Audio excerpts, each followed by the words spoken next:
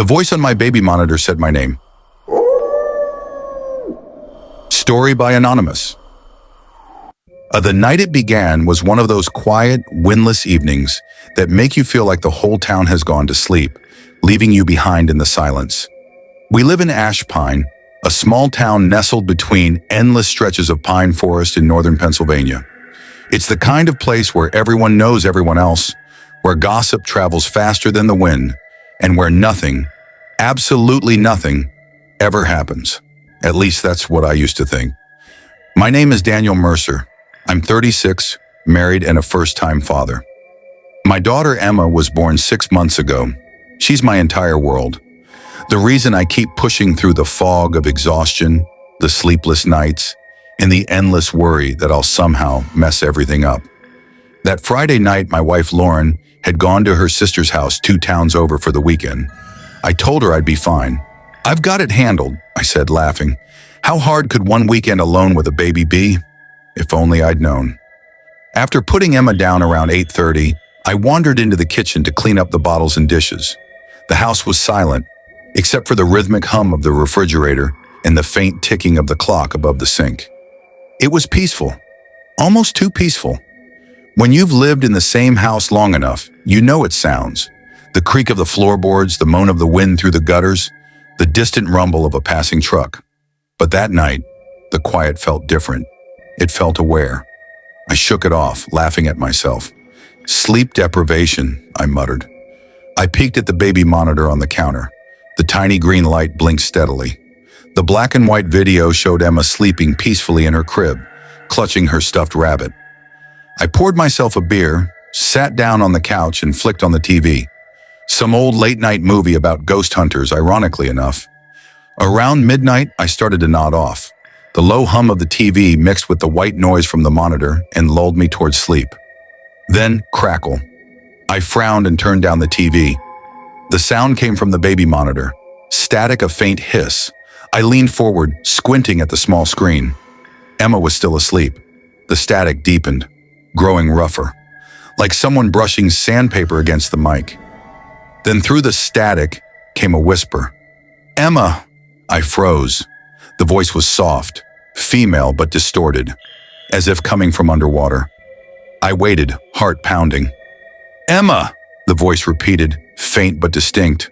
For a split second, I thought maybe it was Lauren calling from her phone somehow. Maybe interference. But she wouldn't sound like that. "Hello," I said, leaning closer. "Lauren." Nothing, just the hum of static. Then, a long pause, and the voice whispered again. "Daniel." It said my name. I jumped to my feet, nearly knocking the beer over. "What the hell?" The monitor crackled again, louder this time, and the faint image of the crib flickered. I saw a shadow, just for a second, cross in front of the camera. I grabbed the flashlight and ran upstairs. The hallway was pitch black. I flicked on the light and rushed into Emma's room. She was sleeping peacefully. No one else was there. The air felt colder, though, much colder than the rest of the house. I checked the window. Locked. The closet. Empty. I stood there for a moment, listening. My heartbeat thudded in my ears.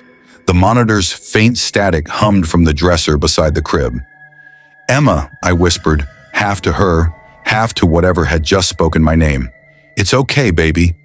Daddy's here." But as I reached for the monitor, the screen flickered again.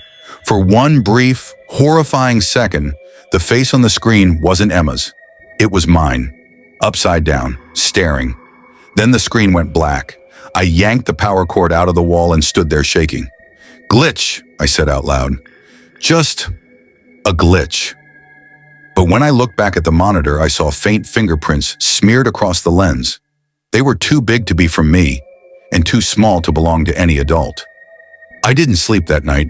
I sat in the living room with the lights on, the flashlight beside me, and Emma's baby monitor unplugged on the coffee table. Every now and then, I'd glance at it, half expecting it to light up again.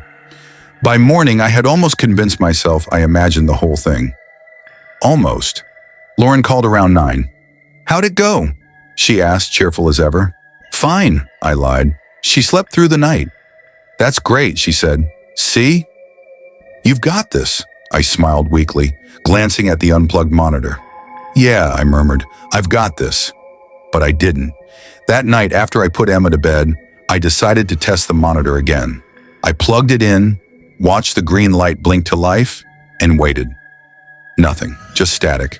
Soft, muffled sob, like a woman crying from the other side of a wall. I felt the hair on my arms rise. I turned up the volume. The sobbing stopped. A moment later, a faint voice came through. Emma's cold! My stomach twisted. I stood there staring at the screen. Who is this? I said, my voice shaking. Silence. Then the voice again, but now it was closer, clearer. Why did you leave her alone? I nearly dropped the monitor. What? Who are you? Static. And then the whisper came again, softer this time. Daniel. I backed away slowly. The image on the monitor flickered. For a split second, I thought I saw something standing in the corner of the nursery. Tall, thin, almost featureless. I ran upstairs, bursting into Emma's room. Nothing. Just the faint scent of lavender, baby lotion, and the slow, steady sound of her breathing. But when I turned to the crib, I saw that the stuffed rabbit she always clutched was on the floor, across the room, and the baby monitor's camera had turned by itself. It was pointing directly at the doorway, at me. I didn't tell Lauren about any of it. She'd think I was imagining things. But over the next few nights, the whispers got louder. Sometimes I'd hear them when I walked past the nursery. Faint voices, almost too quiet to make out. Don't let him in. She's our... And sometimes, horrifyingly, I'd hear my own voice whispering back. Then came the night that broke me. Around 3 a.m., I woke to Emma crying.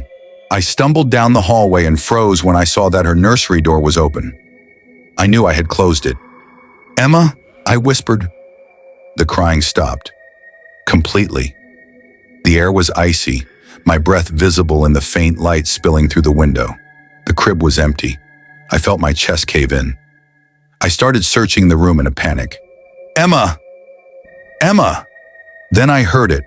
The faint sound of the monitor downstairs turned on again, crackling.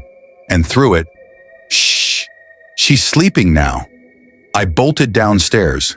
The monitor's green light was glowing, even though I'd unplugged it hours earlier. The screen showed the crib, and Emma was there, lying still. I rushed back upstairs and found her exactly as I saw her, on the screen, fast asleep. But there was something wrong with her blanket. Someone had tucked it in, too tightly, too neatly, not like I ever did. And on the pillow beside her head, I saw faint marks, like someone's handprint pressed into the fabric. From that night on, I left the monitor unplugged. But sometimes late at night, even without it, I still hear it. That faint hiss of static, echoing from somewhere inside the house. And once in a while, a whisper. Daniel.